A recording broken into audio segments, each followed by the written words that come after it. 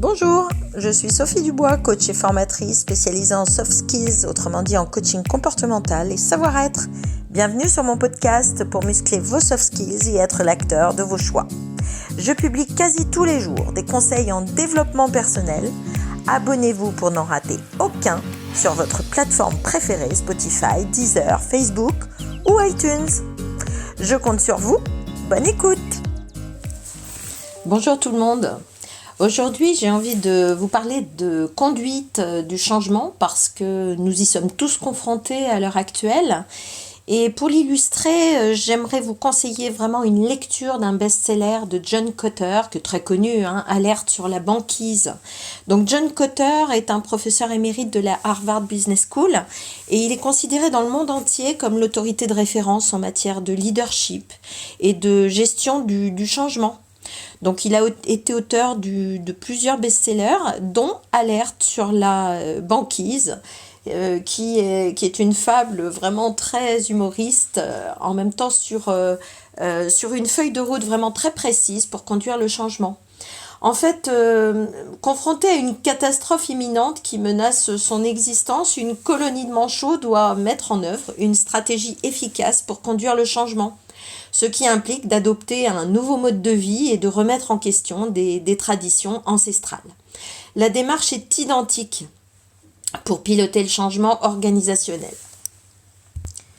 Et John Kotter souligne non seulement les erreurs à éviter, mais propose aussi une véritable feuille de route en 8 étapes pour réussir le changement. Pourquoi les organisations ont-elles tendance à s'opposer aux transformations ? Quelle démarche adopter pour surmonter une telle inertie ? Comment éviter les angoisses et dépasser les blocages au moment d'évoluer ? En quoi le leadership est-il indispensable pour relever les défis que pose le changement ? Dans un monde de plus en plus instable et concurrentiel, les entreprises doivent sans cesse prendre de nouvelles initiatives. Cette stratégie devenue essentielle pour réussir suppose, afin d'être appliquée avec succès, d'apprendre à conduire le changement. Alors que ce soit un changement pour vous personnellement ou pour votre équipe en entreprise, les étapes de la courbe du changement sont toujours les mêmes. En fait, vous êtes dans une zone de confort et puis survient un changement. C'est une phase de rupture qui entraîne un sentiment de déni, de colère, avant d'arriver à une résignation qui est une phase de remise en question.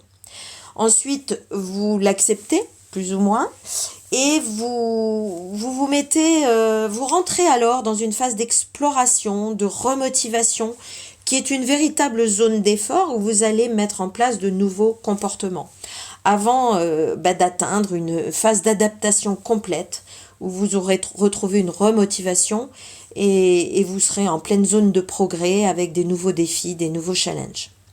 Donc, pour conduire le changement, il faut passer, si on résume ces 4 étapes, d'une phase de résistance à une phase d'acceptation.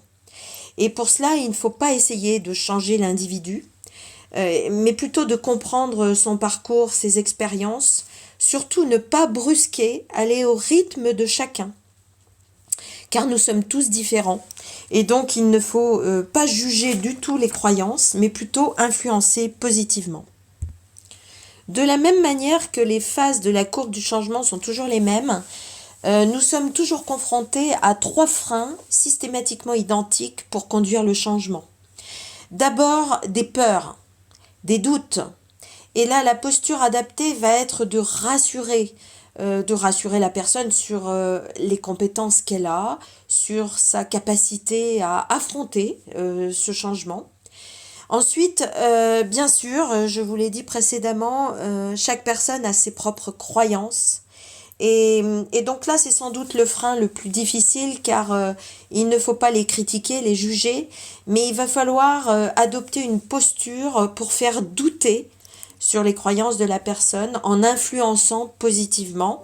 C'est-à-dire qu'on ne peut pas supprimer une mauvaise croyance, il faut en mettre une autre à la place. Et le troisième frein, eh bien, c'est le manque d'intérêt. la démotivation que nous pouvons ressentir lorsque nous sommes dans la phase de rupture, même encore de résignation, de remise en question, avant d'accepter le changement.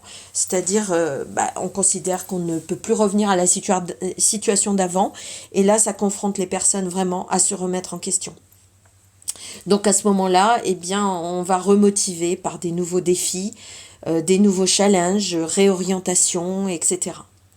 Rappelez-vous, je vous l'ai déjà dit, l'humain ne bouge que par intérêt. Et il faut en général répéter 21 jours d'affilée un nouveau comportement pour qu'il puisse s'ancrer en zone de confort dans nos comportements habituels. Alors, je vous souhaite une bonne lecture et bien sûr, je reste à votre disposition pour une session stratégique sur Calendly et vous retrouverez mon planning disponible en lien. Merci, à bientôt. Ciao, ciao.